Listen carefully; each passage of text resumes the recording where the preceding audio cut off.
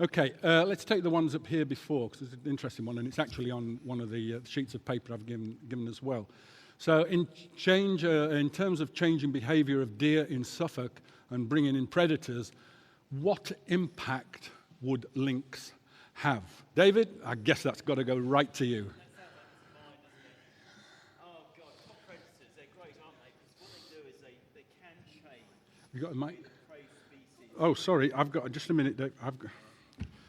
When she said Mike was going to do it, I presumed there's somebody called Mike. Yeah? Is this going to be better? It's easier. Okay. Prey and top predators. Yes, top predators can affect the way in which deer behave. But the top predators need to eat so many to make a difference to the population size.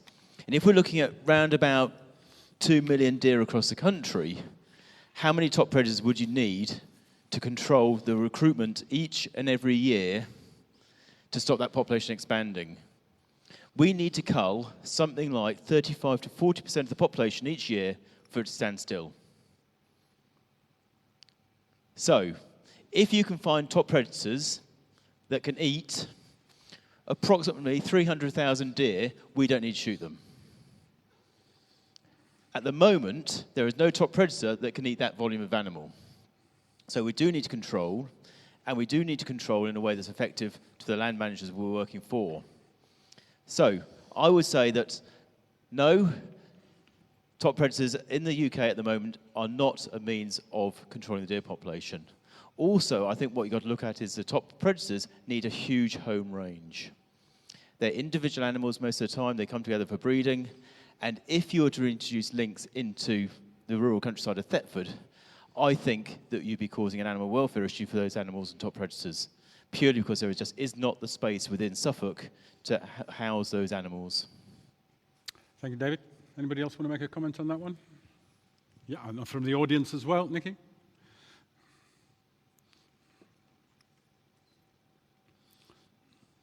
Hi, thank you for that. I wasn't so much suggesting it in terms of changing the numbers of deer. Obviously, a lynx aren't going to reduce deer population by 30, 40%. But if we look, obviously it's a different area and a different predator, but wolves, when they came back into Yellowstone National Park, changed the behavior of deer as well as the numbers, in that the deer were grazing in different areas of the park. So I was thinking more, even if it wasn't, say, a lynx, even if it was disturbance by people of deer, could that change the behavior of deer? As one of the things you were talking about was the behavior of deer, where they lie, where they spend their time. Could changing the behavior of deer affect the impact deer have on, say, agriculture?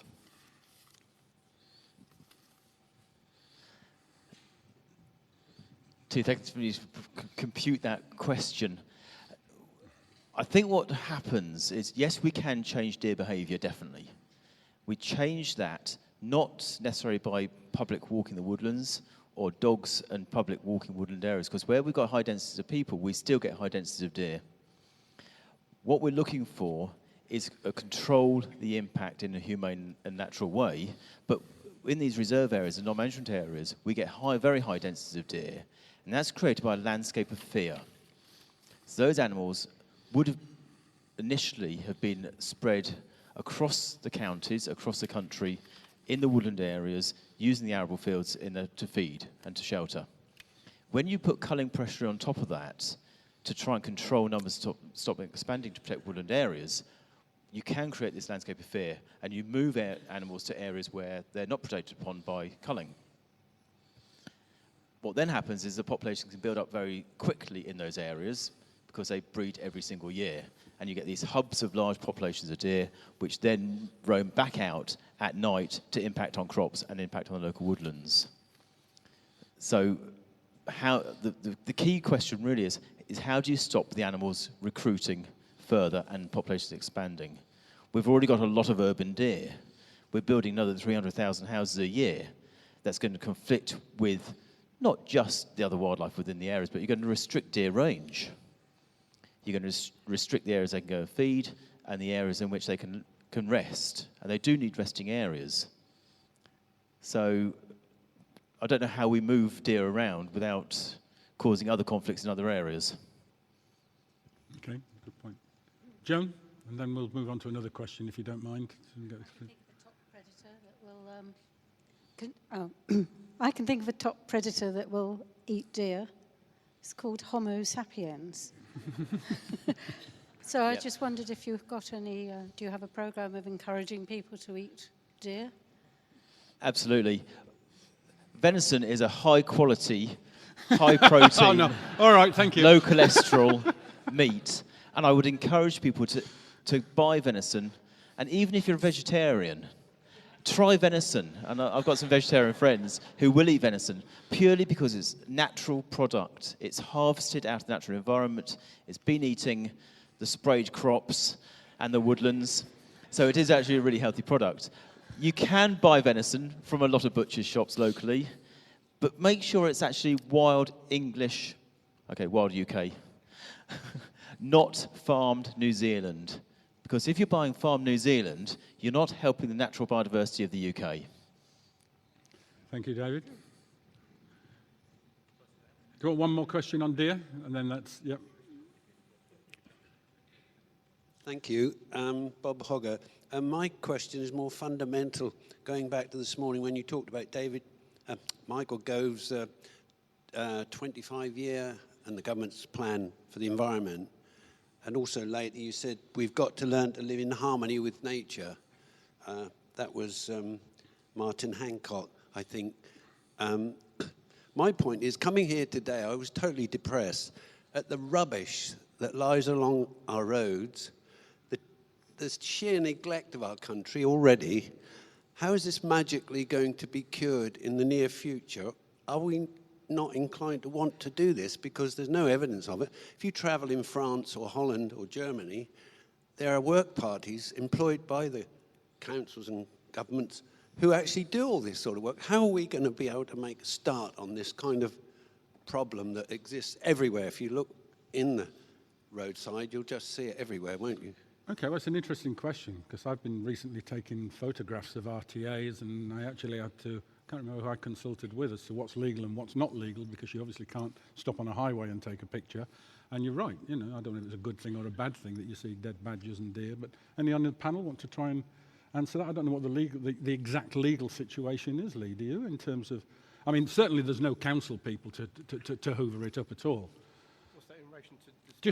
Just RTAs, road traffic accidents. So you see a dead badger in the middle of the road or a deer, and it just seems to go there week after week after week until it, it gradually decomposes, effectively.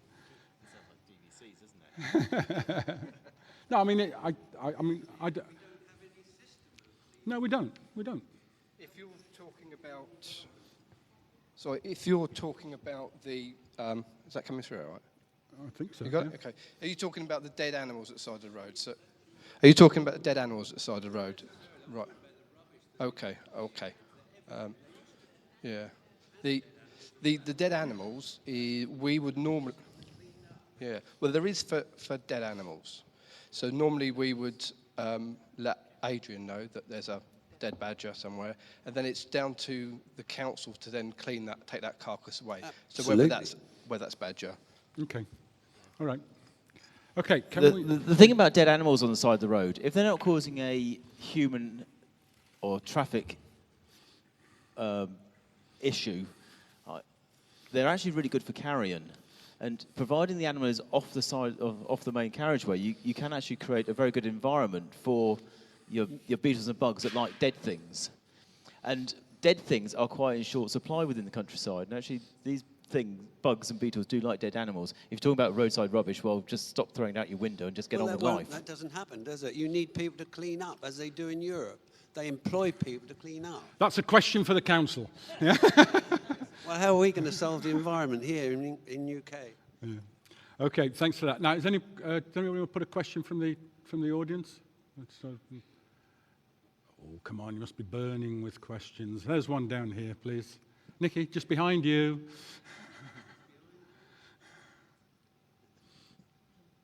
I'm Joan Gerling. I was interested in what was said about nicotinoids in the Waveney and in the Wensum. And I think, if I understood it correctly, that was probably the only river in the east of England that was actually monitored. So why aren't the other rivers being monitored? And I think it was Buglife that picked up that the nicotinoids had got into the Waveney, because it's a complete food chain that needs to be sorted out. And if it's just in the Waveney, or so it appears from the Environment Agency, there must be nicotinoids in other rivers from nicotinoids, not just used on beet seed, but also on lots of other crops as well. And because it affects the whole of the food chain on those rivers, I'd like to know if somebody knows why the Environment Agency isn't monitoring other rivers. It's probably for Natural England. No, it's for the Environment Agency. I've got no idea, I'm afraid, on that. Well, Darren's the one that probably puts his waders on more Yeah, I than mean, anybody. we have been talking to the agency in Essex about the potential for maybe our river wardens to be able to monitor for neonics, but we don't at the moment have an answer. There are people in the audience might be more informed about how you do that, because we don't know what the methodology is to test for neonics at the moment. But if it is something that we can use citizen science to monitor, then we'll be doing that. We'll roll that out across Essex very rapidly and just see what we can find in the water. And then at least we've got some idea of how much is going into the environment. But I don't think it's not one of the standard checks that the water companies or the agency do at the moment. So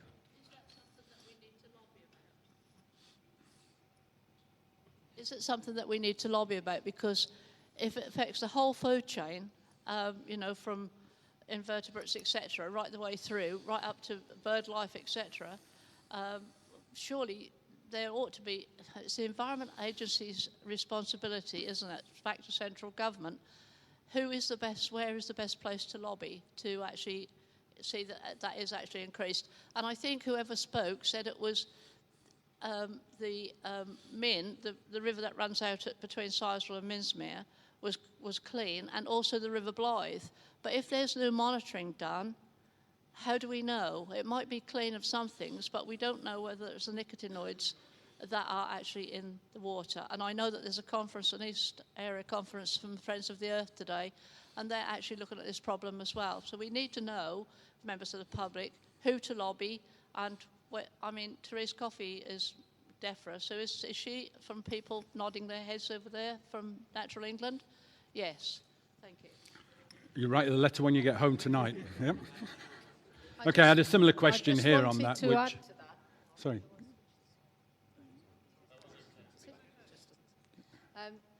Whilst not about river water specifically, dead otters are sent by the EA to Cardiff University for analysis. Centre for Ecology and Hydrology analyses some of the raptor bird of prey species, and these are used as part of the environmental monitoring, looking at levels of pollutants, because those of you who've been around the block for a while will know that back in the 1960s, when there were concerns about concentrations in higher predators of some of these pollutants and pesticides. So this background monitoring is still happening, and EA, I think, contracts Cardiff University, or there is a relationship there for Cardiff University to do that for otters. So obviously if otters are picking up pollutants from their prey and concentrating these substances, then that may well come to light. But I can't add anything on the water chemistry specifically. Okay, that's good. Well, that answers another question I had on a piece of paper, which was, there's more work to be done. Yes, we can do the other one on Twitter, which is definitely yours, Simone. The answer with regards to dormice and DNA is yes, it is being done. It's part of a 6-year study looking at the DNA composition of dormice across the UK, but with a specific focus on Suffolk. And it's being done by Manchester Metropolitan University, a chap called Fraser Coombe. He's into the 6th year of his PhD. He's doing it part-time, that's why. And it certainly, we've got to the point where he knows that the Suffolk dormice have a completely different haplotype to the Essex dormice and also to other dormice found elsewhere in the UK. The thoughts behind that are that when dormice colonised after the last ice age, that the ones that got into Suffolk got stuck and probably didn't actually go anywhere. Whereas the Essex dormice carried on to rule the whole of the world, or the whole of the UK world, because the haplotype found in Essex dormice is found as far away as Cumbria. So it may well be that you can imagine a diffuse migration of the animals into the UK 7,000 or 8,000 years ago, and north of what was, I mean, the river systems aren't as they are now, but they may well have been a north-south barrier which got them stuck. But now what Fraser's doing is actually looking at real small locality stuff and looking at the really fine genetics of say, the dormice in Belstead and the dormice in Polstead, from site-by-site basis to actually look at how their DNA may alter, and doing lots of clever analysis in terms of separation of populations and how that impacts on it. Okay. Thanks, Simone. Quick one for you, Ali, I think. How do you control slugs and snails without using pellets? Yes, they can be done. There's lots of natural alternatives. How effective they are is going to vary, but things like having dried seaweed is apparently quite good around your vegetables. So it's basically anything that's changing the texture, making it dry and basically harder for the slugs and snails to move over is going to be good. So broken eggshells is another thing. What else is that? You can change your watering regime, so you can water in the morning instead, so that it's drier at night when the slugs and snails are coming out. Obviously, you might not want to do that because it's not as effective watering-wise. But yes, there are a number of ways to do that. Get in touch with Ali on the website, and she'll give you all the what do you call them? Alternating therapies or alternative therapies. Yeah. Okay. Let's do a facetious one here, shall we? On drones.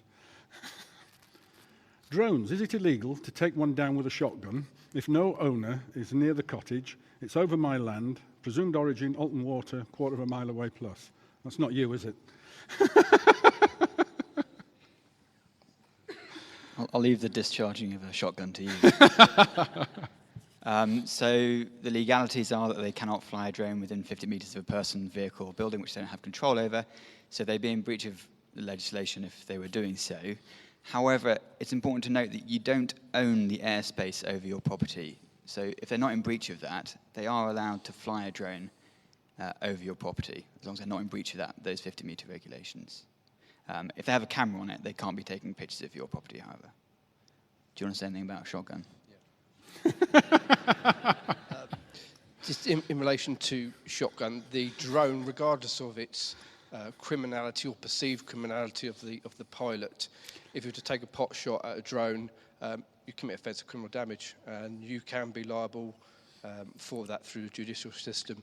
There may be some mitigation for it, but you're not allowed to damage or destroy people's property in that way. There may well say mitigation, but it wouldn't be advisable for anyone to start taking pot shots at drones with shotguns.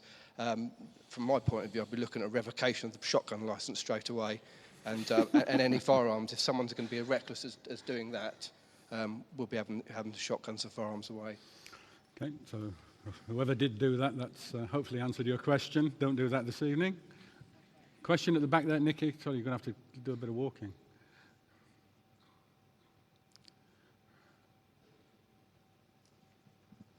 Hi there. My name is John Taylor.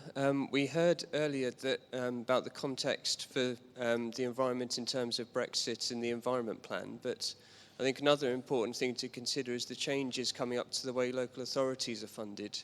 They're going to be increasingly reliant on income from business rates and council tax, meaning they'll be under a lot of pressure to increase house building and promoting economic growth.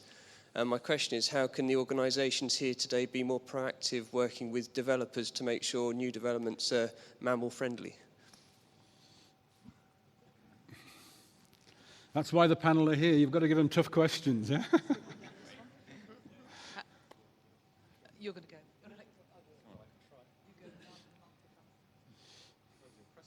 It's on. There's no easy answer to that because local statutory bodies like Natural England are in the same position that local authorities are, that the money that is available is shrinking. We've got to make it go further. I think we're trying to be more creative and get our engagement into, say, that the planning process at a much earlier stage. To see if we can influence planning decisions to direct things away from sensitive habitats or areas where sensitive species are present, so that we are not spending or devoting as much energy in sort of dealing with the problems after they've happened, or decisions made by a planning authority to put houses in a really inappropriate location. So we are trying to address that by upstreaming the advice we give. We do more to sort of fund that. We do more commercial work ourselves. Not just something I'm a wonderful, great fan of, but it's the world we live in. So we do sort of discretionary advice services for developers to try and help them shape their environmental plans at an earlier stage so that they can be moved away from harmful environmental impacts. And I think that sort of work will hopefully make a difference. We are piloting sort of landscape scale approaches to things like great-crested newts. It's not a mammal, of course, but we are trying to get strategies that are not reactive on a site-by-site basis, but develop strategies that are coordinated over large areas, including whole counties, so that you first off, you keep your planning away from sensitive sites and you invest in strategic compensation or strategic investment in building resilience in the populations so that you get better environmental outcomes at the end of the day. Whether it work or not, the jury's still out at its early stages, but that's our reaction to try and deal with that shrinking pot of money, is to try and use what there is more efficiently and more strategically. So I don't know if that partly answers the question. Thank you. Speaking with my Suffolk Wildlife Trust hat on, we engage with the system in several different ways, one of which is that we're a consultee. So if there is going to be an impact on wildlife, then that's something that's flagged up through our planning service back to local authorities. Then there is also the training work that we do with planners. So my colleague James Mayer, who's sitting at the back here, and myself have been visiting local authorities and actually giving presentations to not only about safeguarding biodiversity, but also enhancement as well, which is really important because there's a lot of opportunities out there through development to get it right. We also undertake wildlife audits on behalf of local authorities, so that when in terms of the land that's coming forward for development, that they're very well informed as to whether potential sites in the future may have a significant biodiversity value. And finally, there is in the pipeline, hopefully, is a Suffolk design guide, which particularly will inform what we're looking for in development in terms of enhancing and safeguarding biodiversity. Okay. And that's something that I believe is actually being produced by all the local authorities, but it'll be something that we feed into as well. Okay, thanks, Simone. Can I just say that a buffer zone of 50 metres is not a buffer zone, it's a lawn. So I'll just throw a question in if I can, otherwise I'm going to get missed out. Sorry to hit you one with this, Lizzie. Any chance we'll see pine martens in Suffolk in the future? Yeah, someone else asked me that as well. It hasn't come up strongly on any habitat modelling exercises we've done. I don't know this part of the country at all, so I probably can't comment very well. But so Thetford has come up.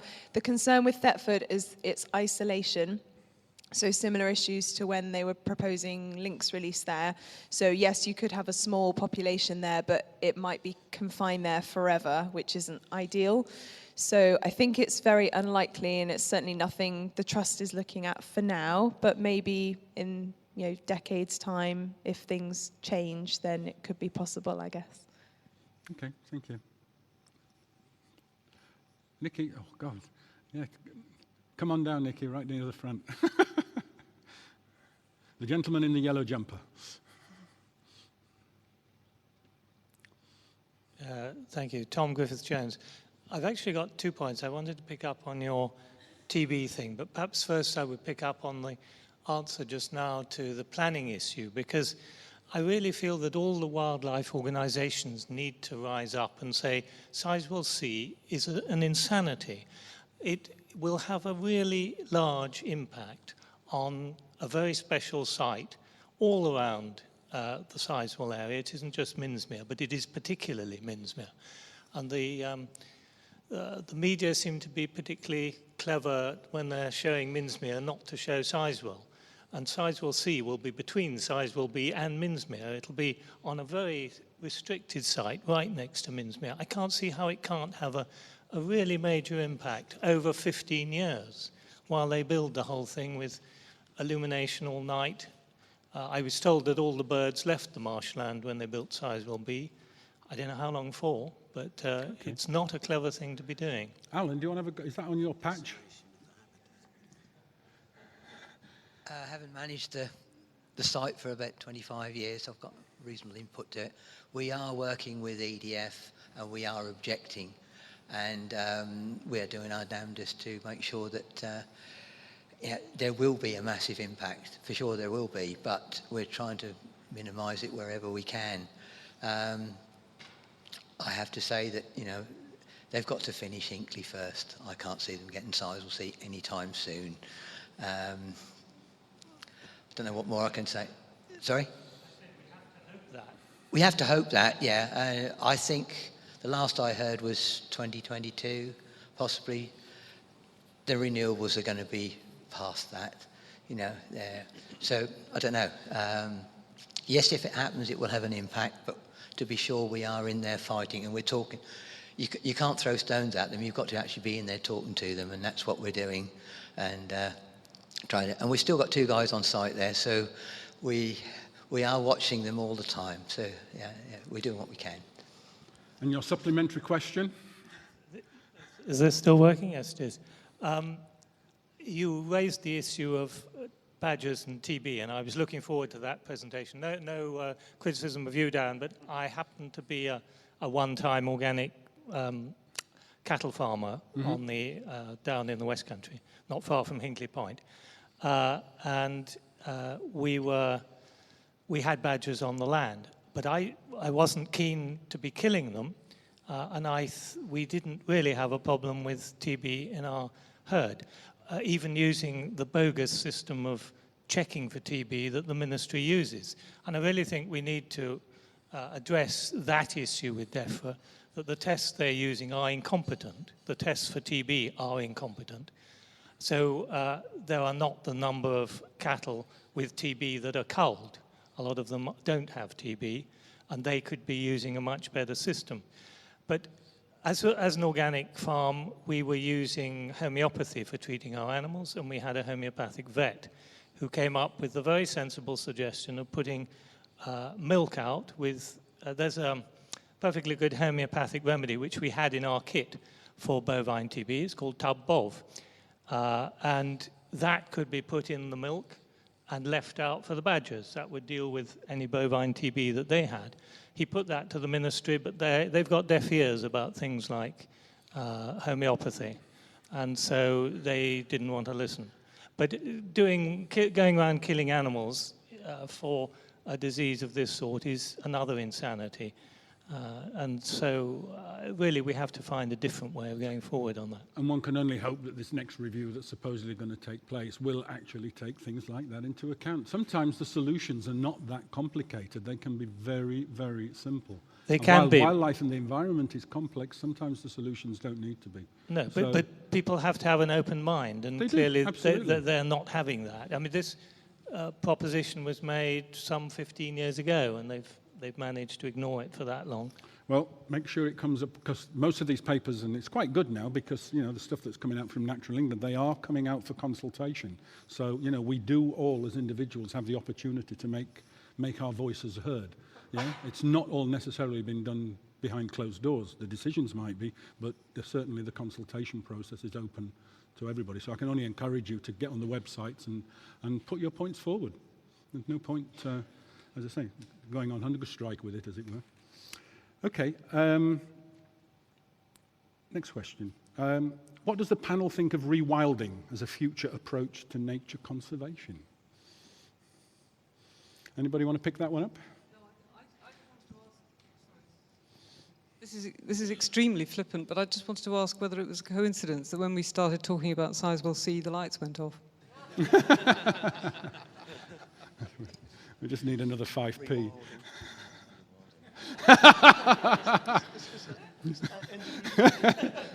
Say that again, Nicky. No, I'm sorry. Rewilding. Purely personal point of view, and not for the necessarily the views of Natural England. I think it's very interesting looking at rewilding, and certainly when you look across different countries at what they've done, and see the breadth of wildlife and how people are managing to coexist with the wildlife over there. I think it's really interesting. And personally, I'm very much in favour of it. Just as by way of example, some people know here, I mean, over the last 30 years, I've managed to purchase 7 acres of intensively cultivated land around my house, and it's been completely rewilded over 30 years. Hedgerows, trees, wildlife ponds, wildlife corridors, which was previously just totally barren. It was either sugar beet or barley or wheat. I now have an absolutely plethora of fauna there that reside or visit. I've got badgers, I've got foxes, I've got stoats, I've got weasels. Definitely they were not there before. It's going to be interesting to see how it develops, because as I just said to David earlier, when I was walking the dog back up the field yesterday, there was a roe deer in the back garden. As my wife went out to tend the vegetable patch, I didn't tell her. So, you know, again, it's a bit like I was talking about earlier. Rewilding's a great idea, but, you know, there can eventually, in inverted commas, be a price to pay. And you've got to learn to live with that wildlife, share it with it. I don't have a lawn. Once the badgers come in and decide to go and dig up the lawn, it's just like, it's yours. You know, I know you're only going to be there for a month or so, and then you'll go and we'll just do it over. But it's learning to live with wildlife. You know, we can't just compartmentalize it and put it in zoos. I'm on my soapbox again. Anybody else want to talk on rewilding? All I'd say is, likewise, I can't talk for Natural England, but it's a Saturday. All I'd say is I think most people who work in this sector would like some sort of rewilding, but it's not us that has to be persuaded, it's the wider public who need to. If we believe in it, we need to persuade people that it's positive for their lives. A lot of people have different views about what a good natural environment looks like. I might like a mess. I might like things looking very messy and wild, but to some people, that's an anathema. And in a sense, we've got to persuade the public that a little less tidy, when you know, as Darren repeatedly says, mowing the lawn mowing the grass along the side of a river to make it look neat is the opposite of what we're trying to achieve. But to some people, that's what they think or want the natural environment to look like. Or they want places to walk their dogs. They don't want to take their dog out and their dog to potentially be attacked by a wild boar. Or, you know, your anglers are frightened of beavers. I mean, I've been in a public meeting to talk about beavers in the southwest where an angler seriously got up and completely sincerely explained how he feared for his life when he was confronted by a beaver on the River Otter. It started slapping its tail in the water and he thought it was going to attack him. Now, you know, virtually everyone cracked up and fell over laughing when he said that. But you know, the guy believed it. This was not fantasy. You know, he did not understand. So there, you know, if we want people to accept a slightly wilder, more risky natural environment, we've got to persuade people, and it's not us that need persuading, it's everyone else needs to be persuaded that that's good. Because there is a downside. I've spoken to I'm involved with we have a links application to release links, and I'm involved in assessing that. I mean, I have spoken to wildlife biologists in places like Finland. They said, yeah, there were links, they're fabulous, but they do eat people's pets. British public love their pets. And if you're thinking of releasing something that is going, you don't even know it's there. They come in really close to houses. They are not as scared as people think they are, and they eat dogs and cats. They're easy. So, people have got a way to go before really they're ready for that, I think. But maybe we can, but we have got to get out there and explain the benefits and the advantages of that if we really ever hope to achieve it on a big scale. Okay, thanks, Matt. Yeah, go. Something I've considered a few times when thinking about rewilding is you, Chair, in the session, just spoke about rewilding your extra wonderfully sounding, brilliant big back garden. And you didn't mention putting links in there. No, I've only got 7 acres, I mean. I think it's a valid point. Is you were speaking about rewilding that area. And you talk about rewilding, and you've mentioned putting links in them. I mean, I mentioned links earlier. They're great. But the word wild is something that people who aren't in this room, probably, and who grow up in probably a more urban area, it's quite scary for them, the idea of having a predator. So is the word rewild in itself putting off the general public? Because they hear the word rewild, they think there's going to be a lynx, they think there's going to be a wolf, they think there's going to be a bear, and they think their children are going to get eaten. But when we say rewilding, we might mean what you're doing with your back garden, letting nature take its course. So is even the concept that the quite brilliant writer George Monbiot puts across, is he in fact tainting the word rewilding and making it more scary than it might actually be? Certainly more scary than it needs to be on a relatively small island with not much wilderness and a lot of people. No, and you're right, terminology is very, very important when you get those messages out to the public. Okay, another slightly contentious issue. Adrian, I think I might have to pull you in on this one, and Ali. Recent reports on the decline of hedgehogs, one of the reasons was badgers. Yeah? And with the increase in badgers, are they having an effect on hedgehogs? So badgers are a predator of hedgehogs, and they can cause their decline in certain areas, but they are two species that have coexisted for thousands of years. It's really habitat degradation that is the root of the issue, I think, really.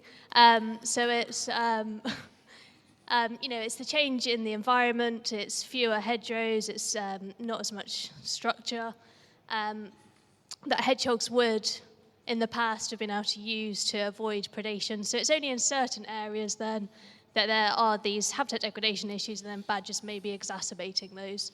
But they can coexist in other areas. So they are one contributing factor to their decline, but their decline is complex and it is lots of factors. So we should all love badgers still.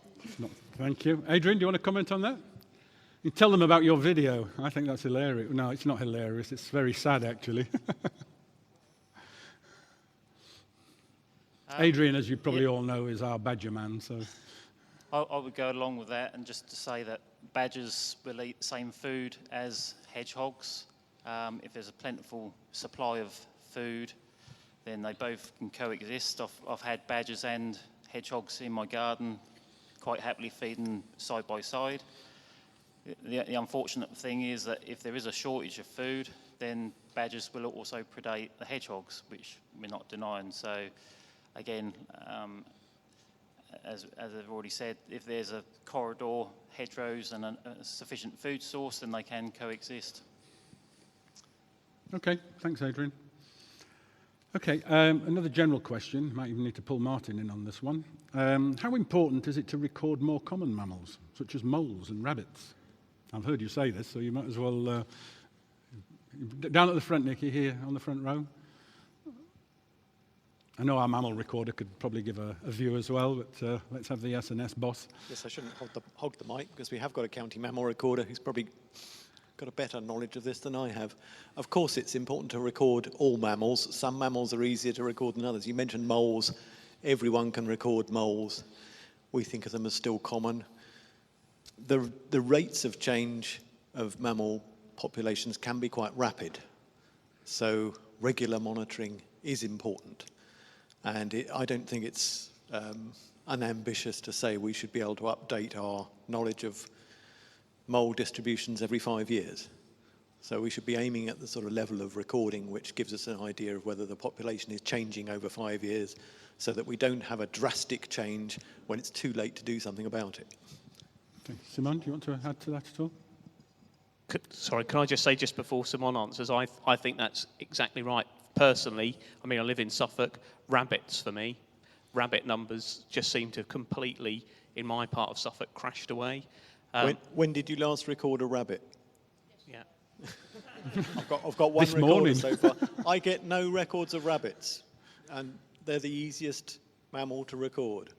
And if we're talking about, some of the other predators coming in terms of polecats and martins potentially in the future, what are they going to feed on if we haven't got rabbits? I don't want to be like right, but martins don't really eat rabbits. But polecats are hugely reliant on rabbits, and it is a concern that several people have noted that rabbit populations are declining, and it would have a huge impact on polecats and stoats and all of our birds of prey. So yeah, I think it's really important to record rabbits. And I know the Mammal Society had a kind of rabbit recording initiative last year, but I don't know what happened with it and whether it's still going. But yeah, we should all record rabbits, definitely. Yep, just to echo what everyone else has said. 30 years ago, we never thought we'd be in this position with hedgehogs, but they were just pretty common. And other species, people had an inkling that they might be disappearing. National surveys confirm that. So without recording, we're never going to actually see what's going on. The issue with rabbits is thought to be a disease called viral hemorrhagic disease. It kills them really quickly, I believe within 24 hours, and the animals tend to die underground. So that's why we think they're disappearing, is that they have been caught out by a disease that has been moving across Britain. Yes, there are certainly areas in Suffolk now where rabbits were commonplace, and now, somebody only last month said to me, I'm not seeing any rabbits, and it was a real problem before. They were browsing off all my lovely Breck plants. They're not there anymore. Okay, thank you. Can I just... Yeah, please go. I just wanted to add a salutary lesson from ornithology and bird recording, because when the apparent decline in house sparrow was first detected, I say apparent because no one had been accepting or recording house sparrows, for a very long time, and it was a really patchy record. So to be able to go back and say definitively when the decline had started and how its trajectory had passed, we didn't have the information to do that. So I think it's quite salutary that even something that might be extremely common now, who knows what it might do in future. So did I see a question up in the back there, please? No, can you just wait for the mic, please?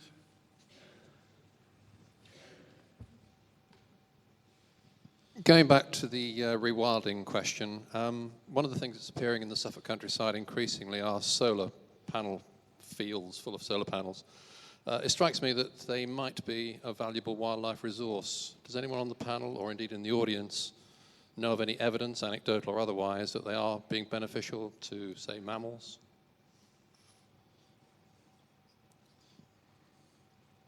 I think it depends enormously on the design. You said solar panels, didn't you? It depends a lot on the design of the scheme.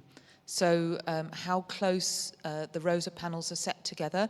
Also, whether the panels are raised up off the ground so that you can, if you're going to put a good mix in, or if there is an existing good mix of plants, that you would graze that. So it's all down to how good is the scheme in the first place. There is a project that the Trust is involved in terms of a very long-term monitoring project of 25 years. We're heading into our 4th or 5th year of monitoring now. This is a site where it has a botanical value, it has an ornithological value. And the thing is that from one year to the next, you can't gauge change. If you're going to measure how good these schemes are in terms of supporting biodiversity, then they have to be really, really long term in order to get a proper trend. Okay, thanks, Simone. Okay, I'm going to look at time. I'll probably take about another 5 questions. Lady at the front here.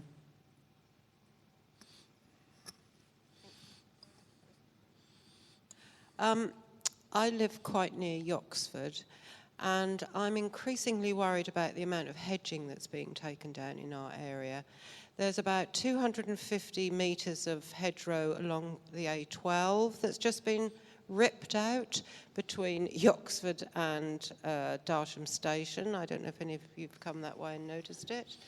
Are we ever going to stop these landowners, and who can stop them from actually ripping up the hedgerows? And I thought we were supposed to be saving them, not devastating. I'm answering this only in my previous occupation before joining Natural England, in that I used to work as a consultant doing surveys for local authorities under the hedgerow regulations.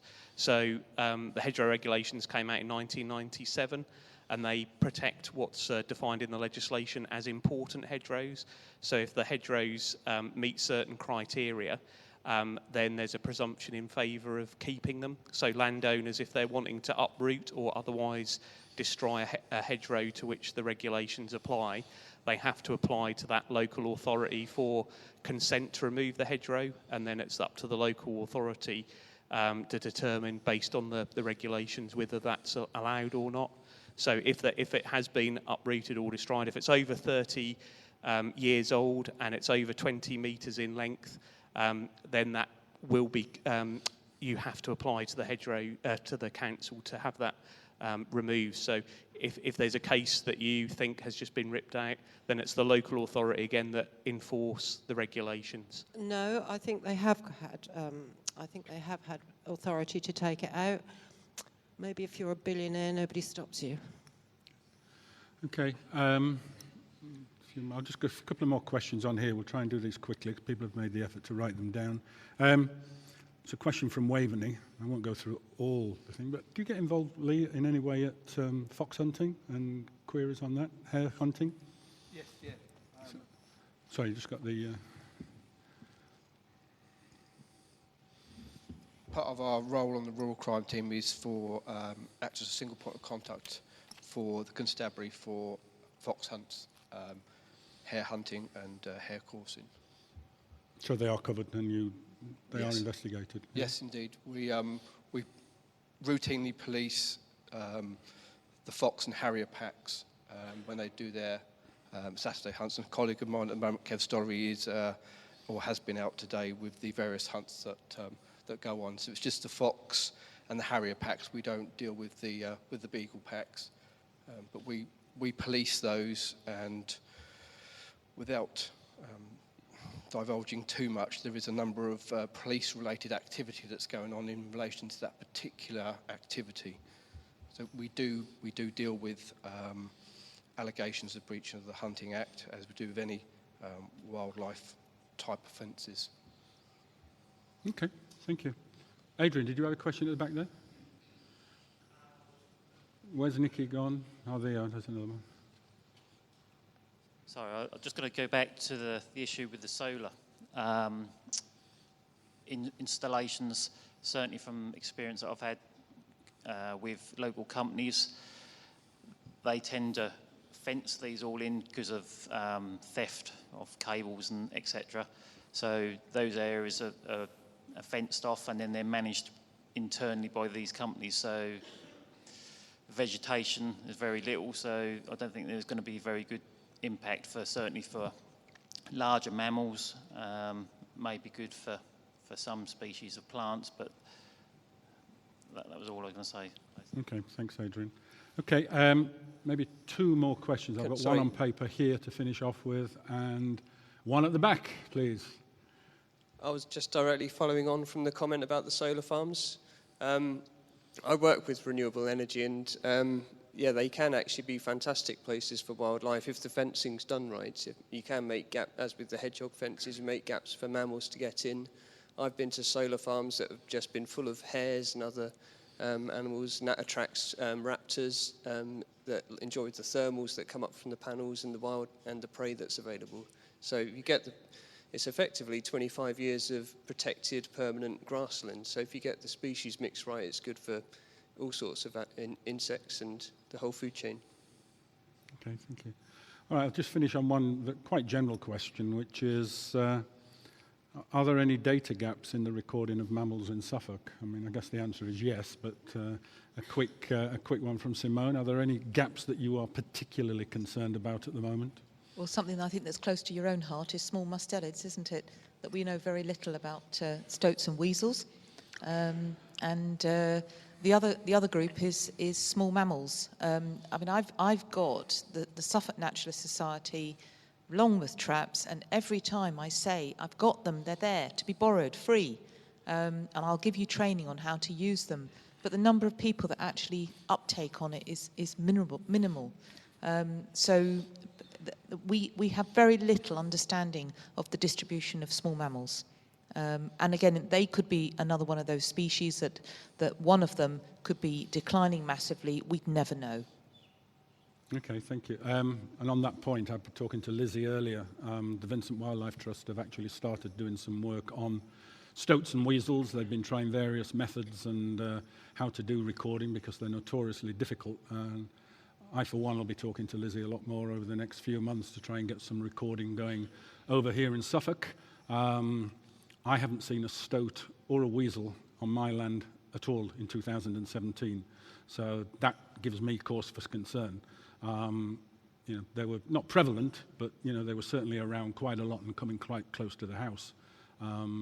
So something may be amiss, who knows? But the only way we're going to find out is to do the monitoring and do the recording. One final question or comment? That's on the same question. So my day job is to provide national statistics on wildlife, and we're just starting a 5-year project to identify gaps in data at the national scale, identifying what is needed for policy decisions and management decisions, identifying what data is missing. That's a collaboration between CEH and BTO, and that'll be looking across all taxa sort of data available at national scale. So watch this space. Excellent. Finishing more or less on time. I just want to say thank you once again very much indeed to the panel for the time and energy they've put into making their presentations and staying here today. If you wish to give them one more round of applause, you may.